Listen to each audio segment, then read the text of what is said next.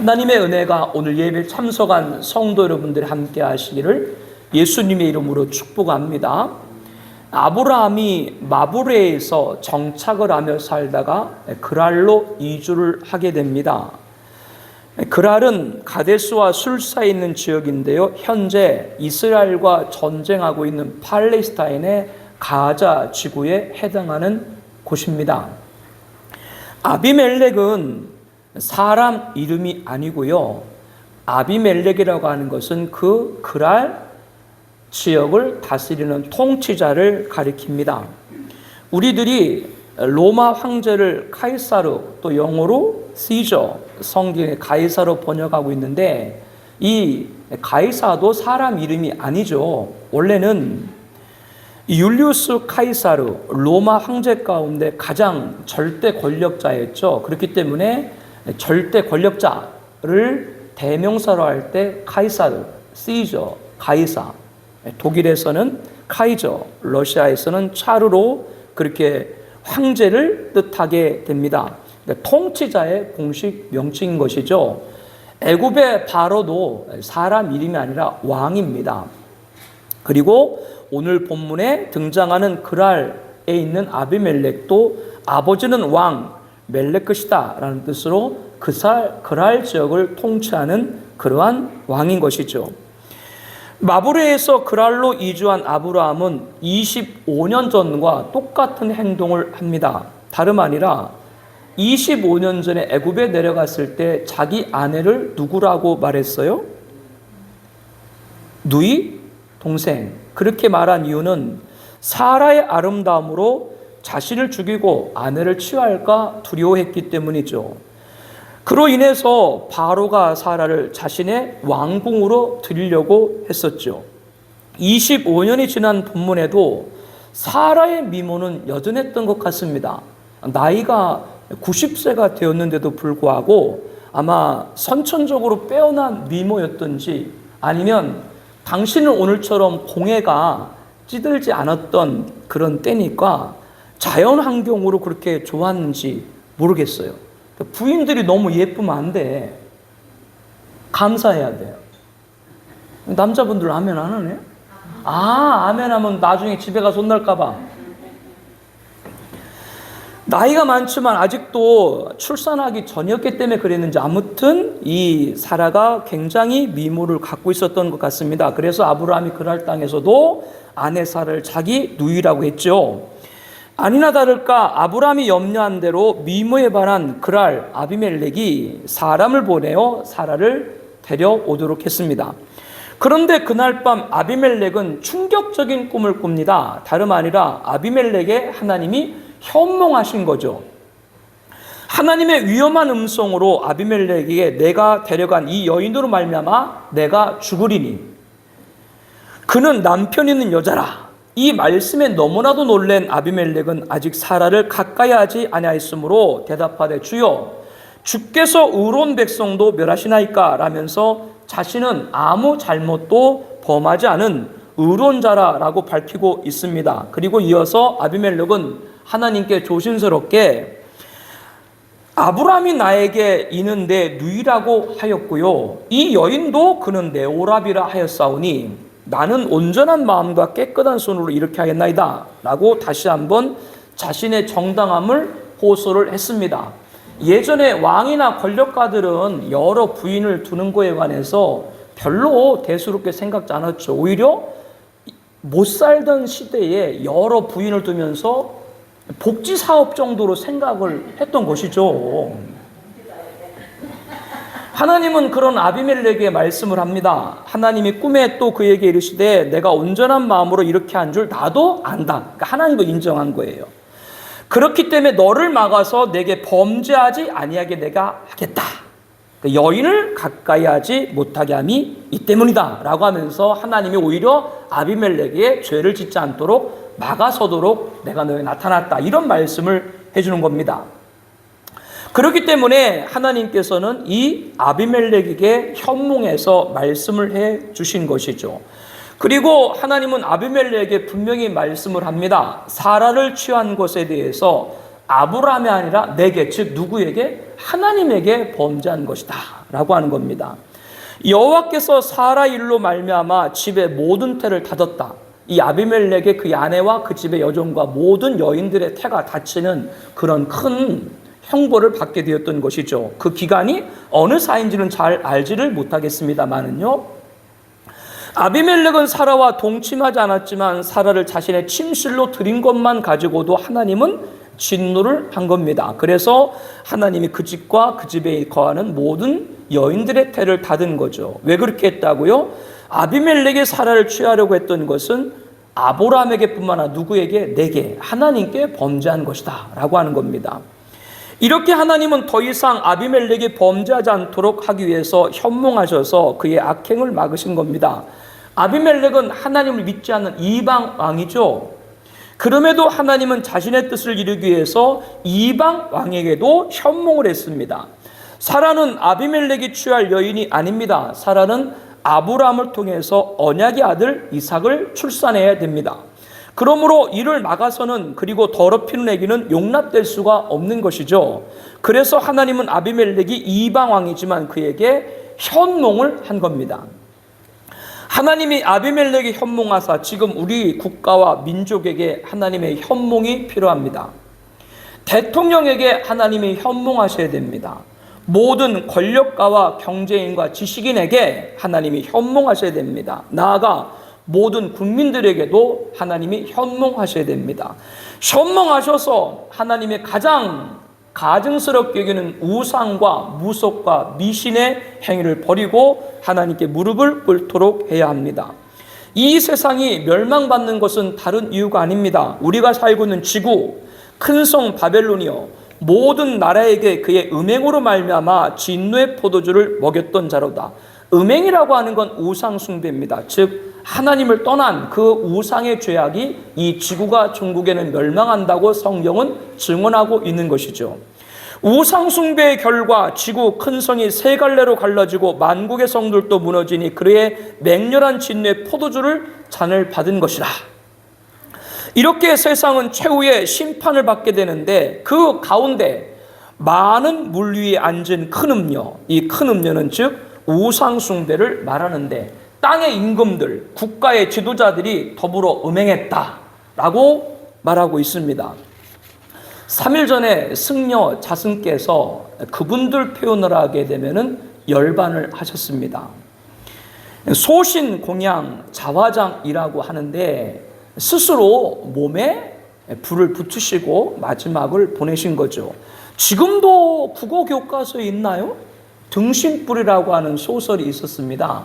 그 고행하시는 분들 가운데는 자신의 몸을 직접 불에 태워서 부처에게 공양하는 그런 것이 있어요.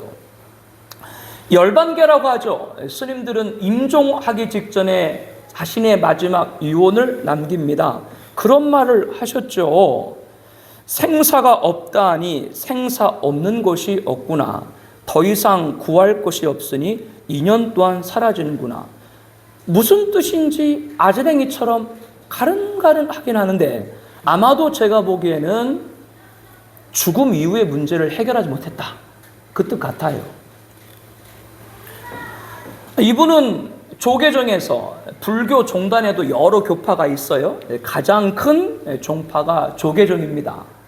그 최고의 자리죠. 최고의 자리는 총무원장을 33대 44대 역임을 했고, 또 조계종에서 가장 큰 영향을 행사하는 동국대학교 건학위원회 총재 고문, 그 자리는 총장과 이사장보다도 높은 자리입니다. 이 두 가지 힘을 다 갖고 있었던, 조계종에서는 아주 상왕으로 불리는 그런 막강한 분이셨죠. 그렇기 때문에 이분이 돌아가시고 종로에 있는 조계사, 여러분 종로에 조계사 본부 가보셨어요? 어마어마합니다. 그곳에 차려진 분향소에 문화체육부 장관이 가서 조문을 했습니다. 앞서 말한 그분의 이력을 말했던 것처럼 또 그분이 관할하고 있는 정부 부처가 문화체육부이기 때문에 장관이 조문한 건 전 이해를 합니다. 그리고 무궁화장, 국민훈장 무궁화장이 추서가 됐죠. 우리로 말하면 스스로 기름을 뿌리고 분신하신 것이고, 그분들 말로 하면은 자화장, 소신 공양을 하신 것이고, 아무튼 그렇게 돌아가셨는데도 무궁화장이 추수가 됐다. 그리고 저녁이죠. 윤석열 대통령과 김건희 여사께서 직접 빈소에 찾아가지고 조문을 했죠. 거기에 머리를 숙이시고 하는 모습을 보았습니다. 대통령도 국가에 큰 영향을 끼친 인물이 돌아가셨을 때 조문하는 건 나쁘지 않다고 생각합니다. 그러나 방금 말한 그분의 죽음이 거기에 관해서 말씀하는 것이 아니라 그런 모습으로 마지막을 맞이한 그분 앞에 굳이 대통령이 조화 정도만 보냈으면 또 될 법듯 한데 거기에 머리를 숙이고 조를 피했다. 여러분, 지금은 순화된 표현인 무속인 있죠, 무속인. 지금 순화해서 무속인 그렇게 부르죠. 무속인이 굿하는 거하고 스님들이 절에서 돌아가신 사람 위패 모셔놓고 거기서 버리는 거하고 신부 사제들 하는 거 같습니다. 똑같습니다. 이거 바르지 않습니다. 하나님이 기뻐하는 것 아닙니다. 또한 성경에 보니까 이 우상에 관해서 숭배할 때 땅의 상인들이라고 하는 것은 경제인들이죠. 그 경제인들이 돈을 벌기 위해서 금과 보석과 진주로 꾸미고 손에 금잔으로 미혹한 가증한 물건과 그의 음행으로 더러운 것인 우상과 무속과 미신에 따르더라. 우리나라 10대 총수 가운데 예수 믿는 분은 한 분도 안 계시죠? 뭐 한 분이 믿는다고 하는데 우리와 조금 다르신 것 같고 대부분 다 이교, 무속에 계신 그런 분들입니다. 그분들이 그 돈을 벌기 위해서 우상, 거기에 절을 하고 빈다. 그런 내용이 성경 말씀에 나와 있죠. 뿐만 아니라 모든 백성들도 그 음행의 포도주로 우상 숭배에 취했다. 아까 말한 땅의 임금, 권력과 땅의 상인, 경제인, 권력과 물력인데 실상은 권력가와 경제뿐 아니라 이 땅에 살아가는 대부분의 사람들이 추구하는 것이 뭐예요? 물질이고 또 뭐예요? 권력이죠. 모든 사람들이 그거를 쫓다가 결국 우상에 빠지게 된다. 이렇게 말을 하고 있습니다. 이로 말미암아 모든 백성들도 그 음행의 포도주로 우상 숭배에 취했고 그로 말미암아 만국 세상이 무너졌다라고 성경은 증언합니다. 이 시대에 하나님의 현몽은 하나님 말씀입니다. 하나님 말씀을 듣는 대한민국이 되기를 축복합니다. 한국교회는 하나님 말씀을 전하는 입술이 되어야 됩니다. 방금 제가 몇 가지 현재 정부의 대통령에 관해서 얘기를 드렸는데 저는 정권을 부정하는 사람이 아니에요. 이런 정권이 됐건 저런 정권이 됐건 하나님이 세우신 거기 때문에 우리는 존중을 합니다. 그러나 분명한 것은 오늘 말씀에 하나님께서 이렇게 말씀하죠. 아비멜렉에게 사라를 손대한 것은 누구에게? 내게, 하나님께 범죄한 것이다. 우상과 무속과 미신은 어떤 명분과 이유로도 하나님을 대적하는 겁니다. 저와 수년 동안 함께한 성도님들은 우리 교회에서는 앞서 말한 대로 어느 정권이 들어서든 항상 대통령을 위해서 중보하고 축복했음을 잘 알 것입니다. 우리들은 개개인의 정치적 성향이 다릅니다. 그러나 어떤 지도자가 세웠건 그것은 하나님이 하신 일입니다. 그러므로 우리는 대통령이 누구건 관계없이 그를 위해 기도해야 됩니다. 아멘이죠? 선한 통치자가 되도록 기도해야 됩니다. 하나님을 두려워하는 대통령이 되도록 기도해야 됩니다. 그러므로 어떤 정권도 부정해서는 안 됩니다. 단 정부가 우상과 무속과 미신에게는 절대 용납해서는 안 돼요. 어디다가 절을 하고 어디다가 청와대 대통령실에 사람을 불러들이고 왜 법사한테 줄을 대는데 정치인들이요. 다른 걸로 망하는 게 아닙니다. 우상 때문에 나라가 망한다는 걸 알아야 돼요.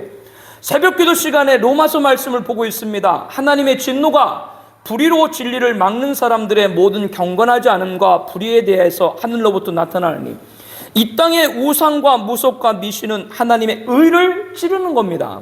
그것은 불의입니다. 불의는 하나님의 진노가 내릴 수밖에 없다고 말씀을 하고 있죠. 다시 한번 말씀드립니다. 어떤 정권도 하나님이 세운 겁니다. 하나님을 믿는 대통령이든 하나님 믿지 않는 대통령이든 다 누가 세운 거예요? 하나님이 세워주신 거예요. 지도자는 축복의 도구뿐 아니라 심판의 도구로도 사용이 되는 거예요. 심판의 도구로 사용돼도 누구 뜻을 이루시는 거예요? 하나님의 뜻을 이루시는 것이기 때문에 그렇습니다. 하나님은 절대자이기 때문에 어느 사람이 됐다고 해서 못하는 게 아니라 어느 사람이 돼도 이루시는 우리의 하나님은 절대자임을 우리는 고백을 합니다. 그러므로 어떤 정권도 부정해서는 안 됩니다. 그러나 신앙과 헌신과 예배를 침해하는 우상과 무속과 미신에게는 수용할 수가 없습니다. 박근혜 전 대통령께서 임기를 다 채우지 못하고 탄핵을 당하셨죠. 여기에 여러 가지 말들이 많이 있죠. 여러 정치적인 공작이다 이렇게 말씀하시는 분들이 많이 계신데, 저는 정치인이 아니기 때문에 저는 성경적으로 말씀을 드린 겁니다. 그분에게는 1970년부터 2010년까지 무려 50년 동안 고 채태민이라는 사람이 그 주변에 에워쌌습니다. 그의 자녀들까지 이어서. 채태민이 어떤 사람인가? 사이비 교주였다가 승려였다가 목사였다가 호국단 총재였다가 카멜레온인가? 대통령 취임식 때 오방랑? 규격에도 없는 오방랑 나무 하나 만들어 놓고 주렁주렁 달고, 난 그게 좀 도대체 성황당인가 뭔가, 이거 위험하다. 취임식 할 때부터요. 하나님 기뻐하는 거 아닙니다. 그 이단의 교주가 주변에 있는데 그것이 어떻게 하나님 기뻐하는 겁니까? 앞서 문재인 대통령, 저는 잘 모르겠는데 왜 자기가 예배를 통제해요? 그거로 선거 판판이 졌죠. 저는 목사기 때문에 성경을 통해서 보는 거고, 정치인들은 정치적으로 판단하겠죠. 그렇기 때문에 앞서 말한 윤석열 대통령과 김건희 여사도 정신 차려야 됩니다. 하나님이 기뻐하는 거 손대면 안 돼요. 우리의 국가의 미래는 하나님 손에 달린 줄로 믿습니다. 지난주에 여러분에게 동성애에 관해서 말씀을 드렸었잖아요. 동성애를 인정하는 것은 하나님을 대적하는 것이기 때문에 동성애를 인정하는 정부는 인정할 수가 없는 거예요. 동성애는 유전이 아닙니다. 하나님의 창조 질서인 순리를 영리로 바꾸는 탐심이고, 탐심은 우상숭배라고 골로새서 3장 5절에 말합니다. 그러므로 우상숭배인 동성애를 성소수 차별금지법을 당론으로 채택하고 입법을 추진하고 시행하는 정당과 국회의원과 대통령은 인정할 수가 없는 거예요. 누가 됐든, 국민의힘이 됐든 민주당이 됐든 정의당이 됐든 그건 인정할 수 없어요. 아비멜렉이 사라를 취하려 한 것은 하나님께 범죄한 겁니다. 사라는 하나님이 언약한 아들을 낳을 여자예요. 우상과 무속과 미신의 종국이 심판입니다. 하나님의 진노를 사는 일이라면 빨리 정부가 깨닫고 돌아서도록 우리는 기도해야 됩니다. 이게 성도가 해야 될 일이에요. 정치인들에 휩싸여가지고 성도들 이주리 되고 저주리 되고, 우리는 그런 줄이 아니라 성경을 통해서 정말로 하나님께서 오늘 대한민국에 현몽하셔야 되겠구나. 조국이여 들어라. 지금 하나님 말씀이 현몽인 줄로 믿습니다. 하나님은 아비멜렉에게 내가 온전한 마음으로 이렇게 할 줄을 나도 알았으므로 너를 막아 내게 범죄하지 아니하게 하였나니 여인에게 가까이 하지 못하게 함이라. 이 때문이라 라고 하신 후에 이제 그 사람의 아내, 즉 아브라함의 아내죠, 사례를 돌려보내라. 그는 선지자라. 그가 너를 위하여 기도하리라. 내가 살려니와 내가 돌보지 아니하면 너와 내게 속한 자가 다 반드시 죽을지니라 라고 했습니다. 하나님은 아브라함에게 사라를 빨리, 아비멜렉에게 사라를 빨리 아브라함에게 돌려보내라고 하면서 아브라함은 선지자다 이렇게 말씀을 합니다. 그러므로 빨리 사라를 아브라함에게 보내면 아비멜렉 내가 살려니와 내가 돌려보내지 아니하면 너와 내게 속한 자가 다 반드시 죽을 줄 알리라 이렇게 말씀을 한 거죠. 아브라함이 여호와를 믿으니 여호와께서 이를 그의 의로 여기시고, 그래서 아브라함은 하나님이 인정한 의의 사람인 걸 우리가 앞서서 잘 배웠죠. 그래서 아브라함을 믿음의 조상 이렇게 우리가 부르잖아요. 그렇게 믿음의 조상으로 불린 이 아브라함, 믿음의 사람이죠. 그리고 그 아브라함을 하나님은 뭐로도 세우셨다? 선지자로도 세웠다라고 말합니다. 하나님이 아브라함을 처음 부르실 때 너를 축복하는 자에게는 내가 복을 내리고 너를 저주하는 자에게는 내가 저주하리니 땅의 모든 족속이 너로 말미암아 복을 얻을 것이라 하신지라. 내가 너를 여러 민족의 아버지가 되게 하미니 내가 너를 심히 번성하게 하리니 내가 내게서 민족들이 나게 하며 왕들이 내게로부터 나오리라. 이 아브라함을 이렇게 복의 근원으로 하나님이 세웠잖아요. 하나님은 아브라함의 이름을 주시면서 아브라함을 하나님은 모든 나라의 아버지로 세우셨잖아요. 즉 그에게 선지자의 직임도 주신 거예요. 그러므로 아브라함이 축복하면 복이 임하고 저주하면 화가 임하는 거죠. 하나님의 말씀을 듣고 아비멜렉은 사라를 즉시로 아브라함에게 보냈습니다. 이 아비멜렉 굉장히 지혜로운 사람이죠. 이 아브라함이 하나님께 기도하며 하나님이 아비멜렉과 그의 아내와 여종을 치료하사 출산하게 하셨다. 닫혔던 태의 문을 열어줬다. 왜? 하나님 말씀대로 사라를 아브라함이 보냈고 아브라함이 아비멜렉을 위해서 축복 기도를 했기 때문이죠. 오늘날의 목사가 누군가? 목사가 하는 일은 크게 두 가지예요. 이거 잘 들으세요. 오해하지 마시고요. 첫째는 목사는 제사장입니다. 무슨 말이냐? 이것을 목양적 사역이라고 합니다. 목양적 사역. 지금은 우리가 제사장으로 짐승을 드리는 게 아니잖아요. 목사는 지금 뭐를 해요? 예배를 인도하고 설교를 하고 기도를 하고 양육을 합니다. 이것이 목양적 기능, 제사장의 역할을 하는 것이고, 두 번째는 선지자입니다. 이것은 예언자적 사역입니다. 이 시대를 통찰하고 지금 우리가 어떤 믿음과 증거를 해야 되는지를 전해줘야 하는 것이죠. 그래서 대사회적인 발언도 할 때는 해야 됩니다. 이렇게 목사는 제사장의 목양적 사역과 선지자의 예언적 사역을 감당을 해야 합니다. 지금 이 시대의 선자는 목회자입니다. 그러므로 오늘 동성애로 표현되는 성소수자 차별금지법에 대해서 감정적으로 아니라 성경적으로 잘못됐다고 제가 여러분에게 말씀을 드리는 거예요. 목사가 아무리 좋은 말을 하고 아무리 그럴싸한 말을 들어도 그 말이 성경이 없으면 그 말을 듣지 말아야 돼요. 그거는 선자적 기능을 하지 못하는 거예요. 그 목사는.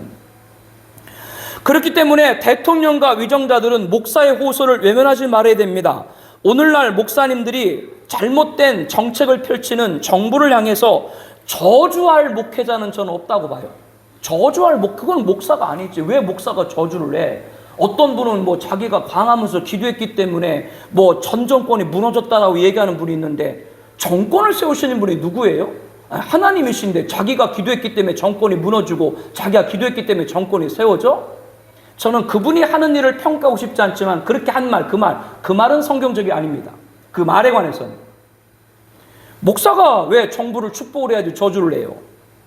그런 분이 혹시 있다면 그런 분들은 예언자적 사역을 오해 내지는 오용하고 있는 것이죠. 단 정부가 명심해야 될 것은 이 시대의 선자인 목사님들을 근심하게 하면 안 됩니다. 오늘 말씀처럼 아비멜렉이 아브라함의 사례를 취하면 누구에게 범죄하는 것이에요? 하나님에게 범죄하는 것이죠. 그와 같이 목사님들은 다른 일이 아니라, 목사님들이 감정적으로 아니라 성경적으로 옳지 않은 정책은 하나님을 대항하는 겁니다. 저는 우리 정부가 여기까지 이르지 않기를 바라고, 그렇게 되면 피해는 지도자들만 아니라 국민들이 다 보기 때문이죠. 그래서 지도자가 중요한 겁니다. 하나님을 안 믿는 지도자라도 하나님 말씀을 들을 줄 아는 지도자가 돼야 돼요. 그게 지인 지도자인 거예요. 그래서 지도자가 중요하다고 제가 말씀을 드리는 거고요. 현재 앞으로 어떤 정권 됐든 우리는 부정하지 말아야 됩니다. 그러나 하나님이 기뻐하지 않는 행위를 처리하라. 이거는 선자적인 역할로서 목사와 교회는 감당을 해야 되는 것이죠. 여러분, 그런 조국이 되기 위해서 기도해 주시기를 바랍니다. 이 시대 선지자인 목사님들의 축복을 받는 대통령과 위정자들 경진들 되기를 기도합니다. 그래야 하나님이 그의 손을 들어 복을 나뉘어 주실 겁니다. 목사는 제사장, 목양적 사역과 축복 사역과 선자적 예언자의 사역, 증거 사역을 함께하는 것이죠. 그러므로 정부의 방침이 목사, 교회, 성도들의 근심이 되지 않기를 바랍니다. 아비멜렉은 하나님이 현몽하신 대로 모든 걸 순응했습니다. 아비멜렉이 그날 아침에 일찍 일어나 모든 종들을 불러 그 모든 일을 말하여 들려주니 그들이 심히 두려워했다. 아비멜렉이 꿈을 꾸고 나서 자기 에 있는 모든 신복, 고위 대관들을 다 불러 모은 것이죠. 그리고선 하나님이 현몽한 걸 전해준 겁니다. 이를 들은 모든 이 글 아래에 있는 고관 대작과 있는 사람들도 다 하나님을 심히 두려워했다라고 말씀을 합니다. 아비멜렉은 수하의 종들에게 하나님의 현몽을 설명한 후 아브라함을 불러서 이렇게 얘기합니다. 내가 어찌하여 우리에게 이렇게 하느냐? 내가 무슨 죄를 내게 범하였기에 내가 나와 내 나라가 큰 죄에 빠질 뻔하였느니라. 내가 합당하지 아니한 일을 내가 행하였도다. 아비멜렉이 또 아브라함에게 계속 말합니다. 무슨 뜻으로 이렇게 했느냐, 왜 우리를 속였냐, 그런 얘기죠. 이 아브라함이 그랄 이곳은 하나님의 두려움이 없으니 내 아내로 말미암아 사람들이 나를 죽일까 생각합니다. 이렇게 변명 아닌 변명을 합니다. 아비멜렉의 모든 종들이 하나님의 현몽을 듣고 두려워했다라고 했죠. 그들도 하나님 말씀을 듣고 나서 두려워했지만 그전에는 그들이 하나님을 두려워하지 않았다, 그런 얘기가 되겠죠. 아브라함은 그렇기 때문에 이 땅 그랄은 하나님을 두려움이 없다고 했습니다. 우리는 국가 민족을 위해 중보할 때 대통령과 국민들이 하나님을 두려워하게 하여 주옵소서 기도해야 됩니다. 두려워한다라고 하는 것은 무서워 떤다는 것이 아니라 하나님을 경외한다라고 하는 뜻이에요. 대한민국의 대통령과 위정자와 경제인들이 한국교회가 호소하는 비성경적 정책을 철회하는 말을 듣고 하나님을 두려워하지 않기를 기도합니다. 지난 21일간 다니엘 기도회 때 매일 기도 제목이 반복되는 것 중에 하나가 나라 민족을 위해서 기도하면서 대통령과 또 이 나라가 반성경적 법률이 제정되지 않게 하옵소서, 이렇게 포괄적으로 얘기를 했죠. 그 안에 제가 말씀드린 모든 것이 다 포함되어 있는 것이죠. 그래야 하나님을 경외하는 성민의 나라가 되기 때문입니다. 하나님을 두려워하지 않는 자들의 최후는 멸망일 수밖에 없음을 성경과 역사는 증언하고 있습니다. 지난주 소돔이 그런 모습을 봤고 우리들에게 후대에 교훈하기 위함이라고 베드로후서에 말씀을 하고 있는 것이죠. 아브라함은 사라가 사실은 자신의 이복누이다라고 말하고 있습니다. 즉 우리가 알기에는 아브라함 아버지가 데라잖아요. 데라에게 아브라함, 나홀, 하란 세 명의 아들만 그렇게 낳은 것으로 알고 있는데 실상은 이 데라가 아브라함을 낳은 어머니 말고 다른 아내가 있었고 그 다른 아내를 통해 낳은 딸이 바로 사라인 것이죠. 그래서 이 아브라함과 사라는 같은 남매인 건 맞습니다. 한 어머니가 다른 이복 누이인 것이죠. 왜? 당시에는 근친 결혼을 다 했으니까요. 아브라함은 아내에게 누이라고 하라는 것은 하나님이 나를 내 아버지 집을 떠나 두루다니게 하실 때 내가 아내에게 말하기를 이후로 우리의 가는 곳마다 그대는 나를 그대 오라비라 하라, 이것이 그대가 내가 베풀 은혜라라고 말씀을 하고 있습니다. 즉 무슨 얘기예요? 아내한테 당신이 나보고 오빠라고 해야 내가 살 수 있어, 그게 당신이 나한테 준 은혜야. 사라가 속으로 그때 뭐라 그랬다고요? 저걸 서방이라고. 그래서 그랄은 하나님을 두려워하지 않기 때문에 아브라함이 그렇게 이야기를 하는 거예요. 혹시 사라 취하려고 나를 죽일까 그렇게 했다, 이런 얘기를 계속 하는 것이죠. 모든 자초지종을 들은 아비멜렉은 아브라함에게 후대를 했습니다. 아비멜렉이 양과 소와 종들을 이끌어 아브라함에게 주고 그의 아내 사라도 그에게 돌려보내고 아브라함에게 이르되 내 땅 내 앞에 있으니 내가 보기 좋은 대로 거주하라, 땅도 주고 사라에게 이르되 내가 은 1000개를 내 오라비에게 주어서 그것으로 너와 함께한 여러 사람 앞에서 내 수치를 가리게 하였느니 내 일이 다 해결되었느니라. 과거 애굽에서도 바로가 사라를 취하려고 했다가 아브라함의 아내인 줄 알고 나중에 내보낼 때 그냥 내보내지 아니하고 아브라함은 후대했죠. 많은 양과 소와 노비와 암소와 낙엽 낙타를 아브라함이 바로를 통해서 받았습니다. 바로가 그와 같이 할 수밖에 없었던 것은 하나님께서 아브라함의 아내 사라의 일로 바로와 그 집에 큰 재앙을 내리신지라, 그게 이제 두려워서 아브라함 후대했던 것이죠. 그와 같이 오늘 본문에도 아비멜렉이 사라를 취하려고 하자 하나님은 그 집안과 그의 종들의 택까지 모두 닫아버렸죠. 이 아비멜렉이 아브라함의 후대했습니다. 그리고 양과 소와 종들도 주고 예전에 바로도 주지 않았던 땅도 주고 더 많이 후대를 한 거죠. 그랄의 아비멜렉은 애굽의 바로보다 방금 말씀드린 대로 아브라함을 더 후대해서 가축과 노비만 아니라 땅까지 갖도록 했습니다. 이게 도대체 맞는 얘기예요? 부인 때문에 복을 받았다고 해야 돼? 이게 어떻게 뭘 설명을 해야 돼? 이것은 어렵게 생각하지 마시고요. 하나님의 택한 자는 하나님이 지키는 거예요. 인간의 의성으로는 잘 이해가 안 돼. 왜 저 사람이 저런데 저렇게 될까? 그거는 하나님의 일하심이기 때문에 어떤 우리에게 메시지를 주느냐? 하나님의 일에 너희들의 생각으로 알려고 혹은 시비하지 마라. 이게 하나님의 주권인 거예요. 거기에 그냥 아멘 해야 돼요. 중요한 건 아비멜렉이 후대를 많이 했다고 하는 것이 아니라 중요한 건 뭐예요? 어쨌건 아비멜렉도 하나님께 순응했다. 이게 중요한 거예요. 그러니까 성경의 중요한 말씀을 잘 봐야 돼요. 아브라함은 방금 전에 가축과 노비와 땅까지 주고도 부족했더니 사라에게 또 뭐를 줬다고요? 은 1000개를 줬습니다. 그리고 사라에게 이 은 1000개를 내 오라비 아브라함을 일컫는 것이죠. 내 오라비에게 주어서 그곳으로 너와 함께한 여러 사람 앞에서 내 수치를 가리게 하였노니 내 일이 다 해결되니라 라고 이렇게 했습니다. 이제 모든 문제가 해결됐다. 그래서 아브라함은 결국 순응한 것을 볼 수가 있습니다. 저는 정부가 교회에 후대하기까지를 바라지를 않습니다. 하나님이 진노하지 않게 빨리 반성경정회가 철회되길 바랍니다.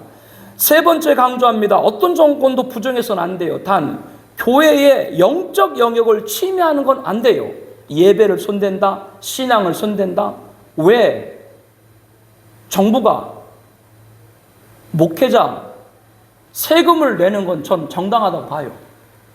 저도 신고를 다 했어요. 그 신고를 다 해가지고 작성을 하는데 한 달에 받는 사례비를 적으래요. 적었어. 총계가 220만 원이 나왔어요. 내 받는 월급의 총계가. 그랬더니 그 담당 직원이 아니 매달 받는 거 말고요. 1년치를 적으시라고.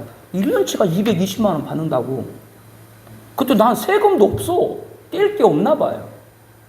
근데 그거는 그렇다고 치는데 통계청 산하에 있는 그 조사하는 곳이 있는데 어느 날 조사원이 와가지고 작년 1년 동안 교회 수익과 지출의 장부 전체를 보여달라고 그래요. 도대체 누구 지시를 받고 교회의 수익과 지출을 알려고 하느냐.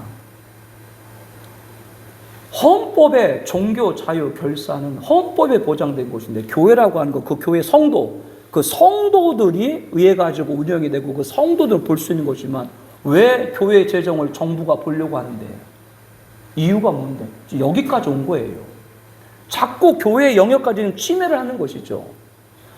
나라에서 교회 장부 보여달라면 다 보여줘야 돼요? 우리나라는 종교 자유가 있는 나라입니다.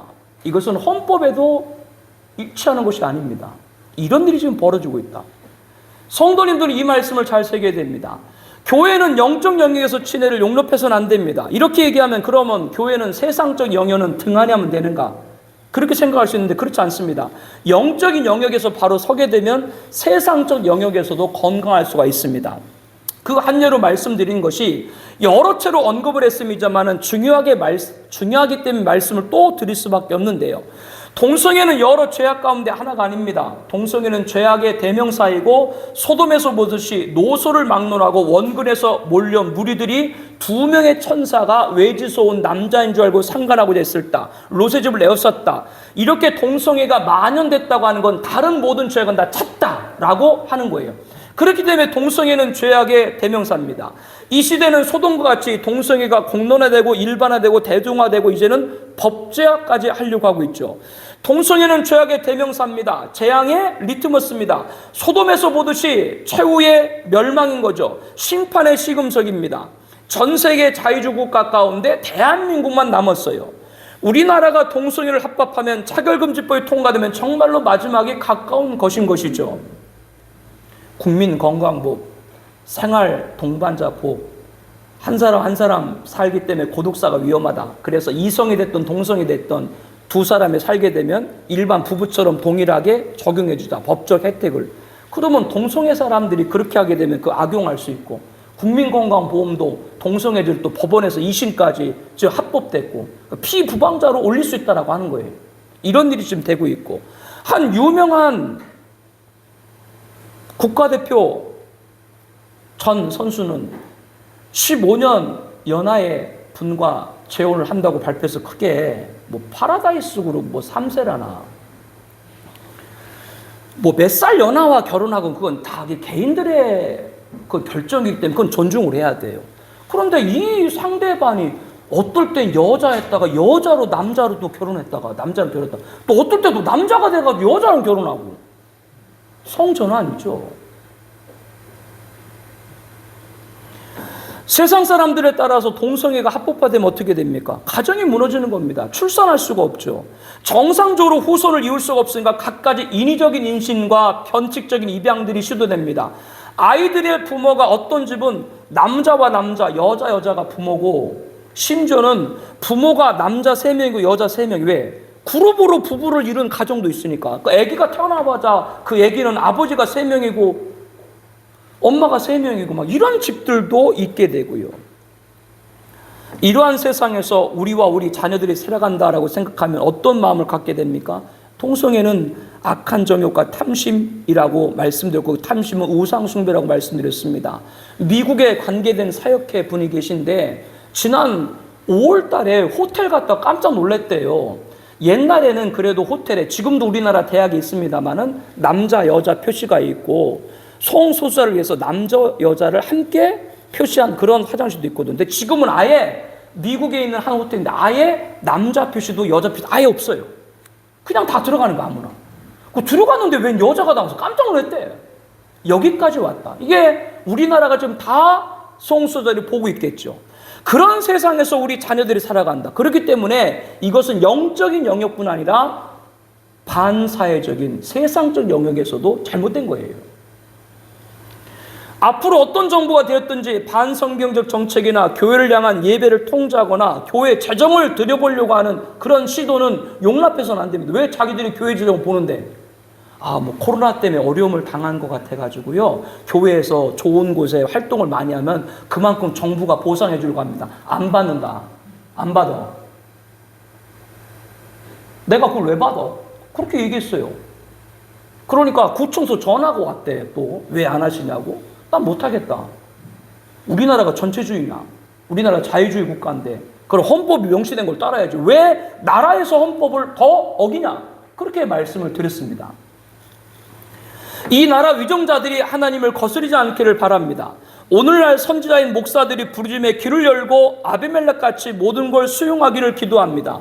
목사는 자신이 섬기는 교회 성도가 구원을 잃게 되는 일에는 용납할 수가 없는 거예요. 성도가 각각의 자신의 성향대로 계획하고 인식대로 행하는 건 터치할 수 없어요. 그거는 성도 개인의 성향과 계획과 인식이기 때문에 그거는 그분들이 결정할 일이기 때문에 거기에 목사가 개입할 필요는 없어요. 그러나 신앙과 헌신과 예배를 떠나게 하는 데는 목사는 묵과할 수가 없는 것이죠.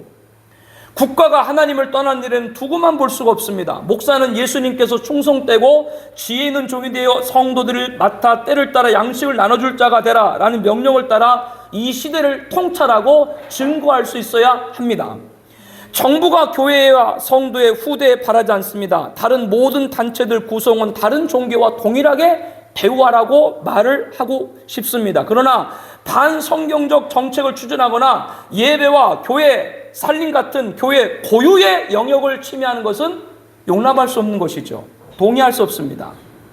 이것은 앞서 말한 대로 영적인 영역을 지키는 말하시나 영적인 영역을 지키는 것이 세상적 영역도 지키게 되는 것인 줄로 압니다.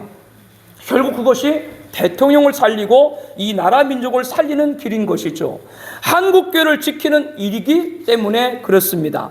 빨리 대통령과 위정자들, 경제인들이 아비멜렉처럼 부르짖는 주의 종들의 부르짖음에 순응하기를 주의 이름으로 다시 한번 권면합니다.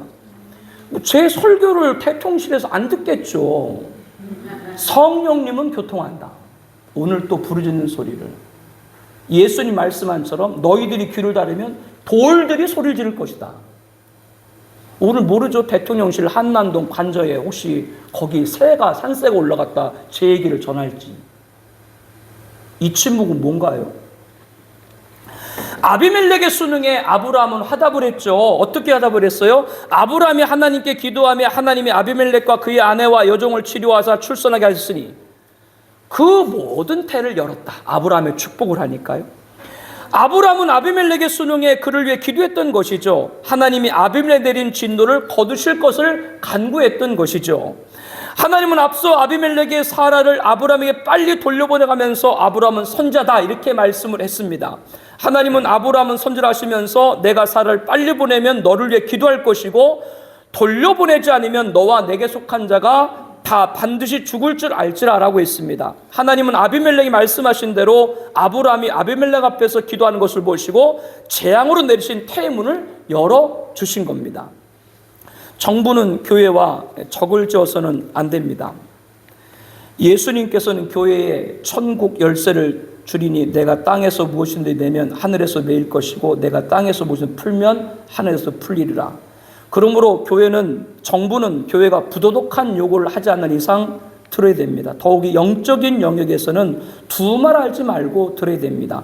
그렇지 않고 교회와 적을 지게 되면 하늘에서도 매인다는 걸 알아야 돼요. 저는 한국교회 목회자 그리고 교수 또 기관에 있는 약 8만여 명의 목회자와 600여만 명의 성도님들이 정부를 저주한다라고 보지는 않습니다. 다 정부를 위해서 축복을 할 줄로 믿습니다. 그렇기 때문에 정부도 교회와 하나의 앙금이 없어야 하는 것이죠.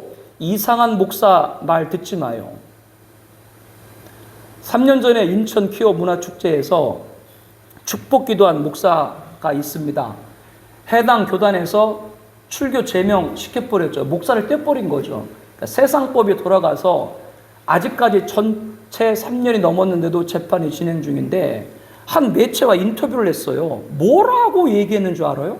성탄의 메시지라고 하면서 예수님은 비혼모에서 태어났다.